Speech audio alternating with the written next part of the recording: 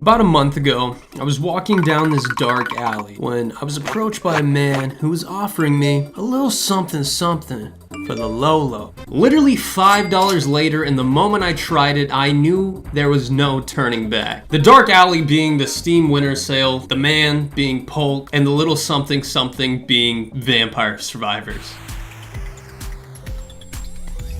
Vampire Survivors is a simplistic game. Take a look at this. Does this look fun? Does this look fun? How about this? Does this look fun? The whole goal in Vampire Survivors is to load into a level, beat down waves of enemies, collect the gems that they drop, level up, and purchase various upgrades for your character, survive for 30 minutes. After that, the stage is over and you win. It's simple enough, right? Wrong!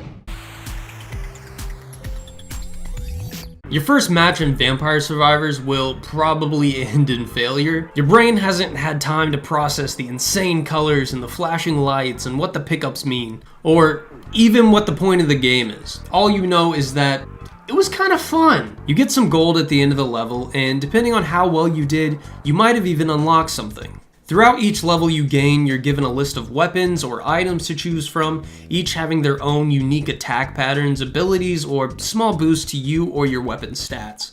As you progress through the game, you'll find evolutions, synergies between weapons and items that, when done correctly, will make these massive bullet hell-like weapons for you to control. First and foremost, Vampire Survivors is a roguelike. Every time you die, you're a little bit closer to that next upgrade, that next unlock, really feeling this whole one more hit mentality. Pollock himself took what he learned as a programmer in the gambling industry and converted that into a game. This game is chock to the core with visual and audio stimulation, be it the sounds and flashing lights of weapons, the mind-numbing sound of damaging thousands of enemies around you, or the sound of getting a sweet magnet and pulling in several levels worth of gems. Every action in this game has a sharp sound effect behind it. Every time you level up, a barrage of flashing multicolored gems falls down. The most egregious example of this is the chess. Every few minutes in the game, you'll come across a special mini-boss enemy.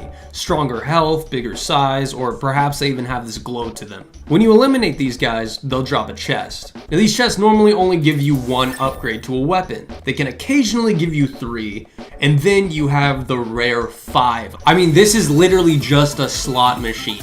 It's got the colors, it's got the flashing coins, it hits my dopamine receptors and I just go, it's winning the jackpot. It's winning the jackpot.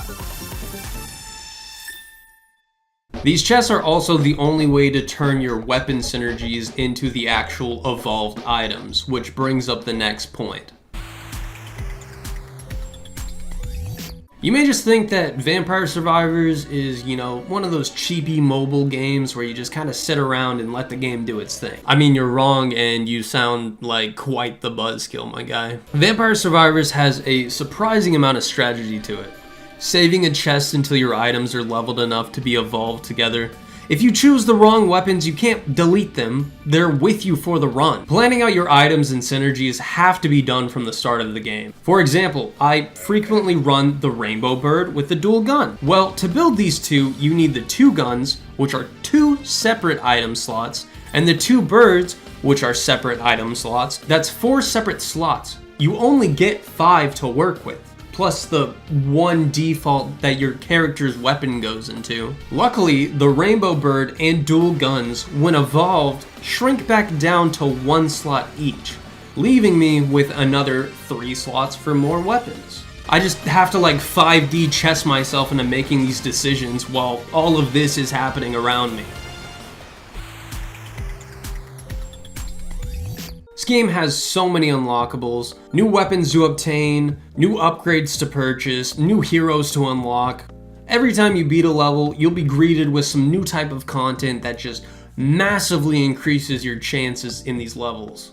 Be it the arcanas, cards that you get to choose at the start of the level, granting you things like every item in the level comes to you every 2 minutes, or these specific weapons all get multiplied. each hero having their own special starting weapons and perks. Like Corchi gets a free revive. One of the first major upgrades you receive in the game is a map that tells you where the free upgrades are in the level. You also have the less game focus unlocks, like the multiple character skins or selecting the music tracks. All of these tracks are beautiful Castlevania-esque inspired tracks with multiple versions to them. You have the darker Forsaken version,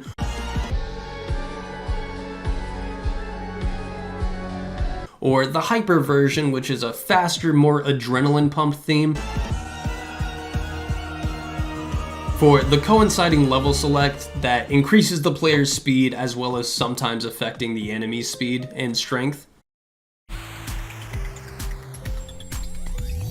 With all these upgrades the player receives, you would assume that the game sort of flutters out in difficulty. Well, you would be right if there weren't a workaround to this called Curse. Curse basically increases the enemy's health, quantity, speed, and how often they'll show up.